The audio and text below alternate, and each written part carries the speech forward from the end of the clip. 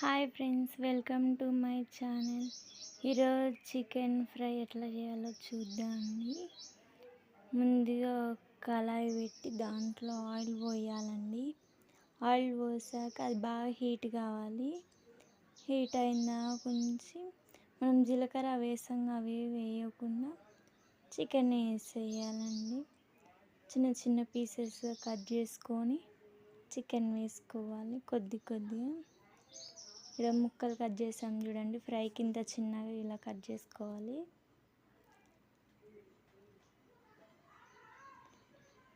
ఇలా కట్ చేసాక వీటిని కలుపుకొని బాగా వేయించుకొని ఇదంతా మొత్తం వాటర్గా ఉంది, ఇదంతా వేయిపోవాలండి. ఎర్రగా కావాలి, మొత్తం వేగేదాకా ఉంచాలి.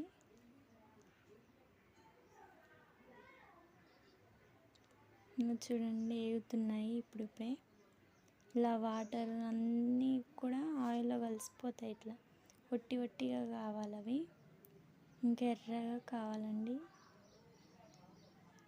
చూడండి, ఇక్కడ చూపిస్తున్నాం, ఎర్రగా అయిందిగా.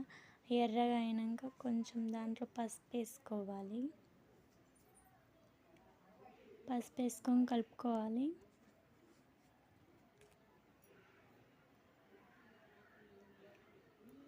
కలుపుకొని మళ్ళీ అల్లం కూడా వేసుకోవాలి. అల్లం పసుపు వేసుకొని కలుపుకోవాలి.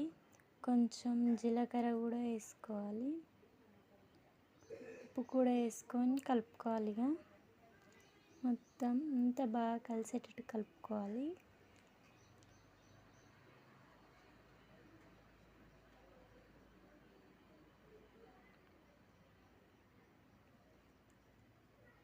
చూడండి, ఇక్కడ కలుపుతున్నాను. ఇట్లా కలుపుకోవాలంతా.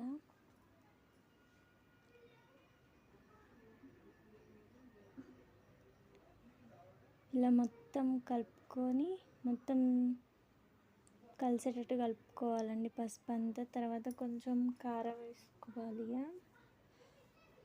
బాగా వేయించేసి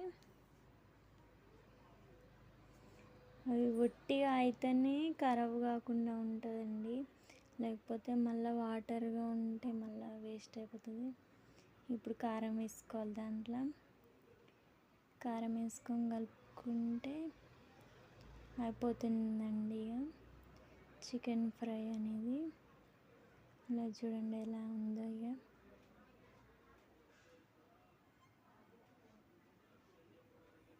ఇలా సింపుల్గా మనం ఇంట్లోనే చికెన్ ఫ్రై చేసుకుంటే చాలా బాగుంటుందండి. టేస్ట్ కూడా చాలా బాగుంటుంది.